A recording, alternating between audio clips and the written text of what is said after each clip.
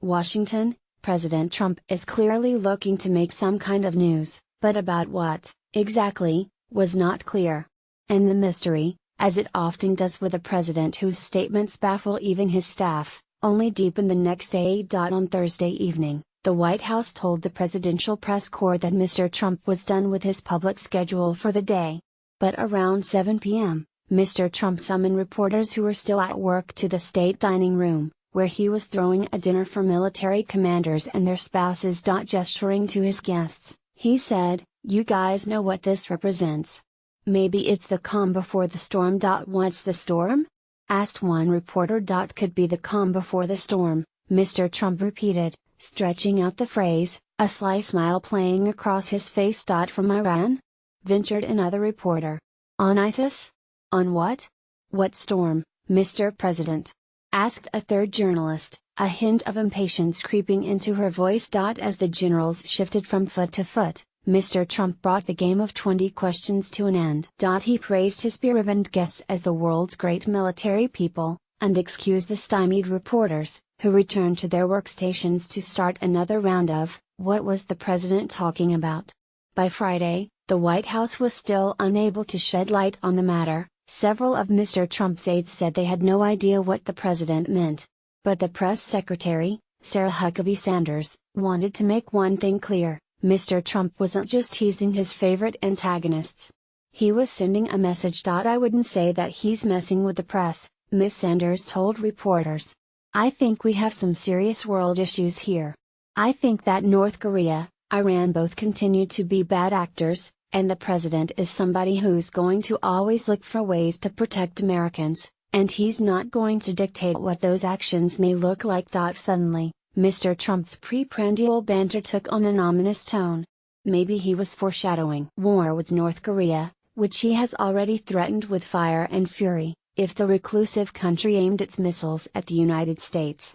Or perhaps he was predicting a clash with Iran, a week before he is expected to disavow the nuclear deal negotiated by his predecessor, Barack Obama. He certainly doesn't want to lay out his game plan for our enemies, Ms. Sanders declared. Sometimes, though, Mr. Trump's statements leave his own staff in the dark, forcing them to impute a meaning to his words that might not actually exist. Privately, a few aides said they did not believe the president was preparing the country for war with either North Korea or Iran. But they also noted Ms. Sanders has had a more successful debut as press secretary than her predecessor, Sean Spicer, in part because she has not attempted to clean up Mr. Trump's statements, something that would rankle the president. The president's penchant for provocative statements is well established. In March, Mr. Trump tweeted, "Terrible. Just found out that Obama had my wires tapped in Trump Tower just before the victory. Nothing found. This is McCarthyism." The Justice Department later said there was no evidence that Mr. Obama tapped his apartment during the 2016 campaign. Pressed by reporters at the time, Mr. Spicer tried to walk back the claim, saying the president used the word wiretaps in quotes to mean, broadly, surveillance and other activities. Mr. Trump also shows an obvious delight in keeping people guessing. At the United Nations last month, he announced he had made up his mind about how to handle the Iran nuclear deal, but was not going to tell the public. When he met Prime Minister Theresa May of Britain, perhaps America's closest ally, she asked him what he had decided. He refused to tell her, either. I didn't know he was going to say today he's made a decision, a bemused Secretary of State Rex W. Tillerson said at the time.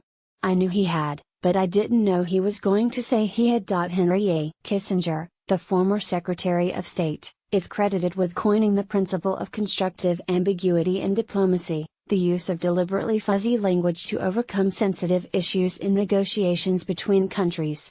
Mr. Trump may have tried a variation of that on Thursday evening, except that he was applying it to military deterrence. In his prepared remarks to the military leaders, Mr. Trump outlined a series of specific challenges. We have had challenges that we really should have taken care of a long time ago, like North Korea, Iran, Afghanistan, ISIS, and the revisionist powers that threaten our interests all around the world, the president said, using the an acronym for the Islamic State. What made Mr. Trump's reference to the calm before the storm particularly tantalizing was the timing. For weeks, He has promised to retaliate against any North Korean aggression toward the United States. When Mr. Tillerson spoke in Beijing last week,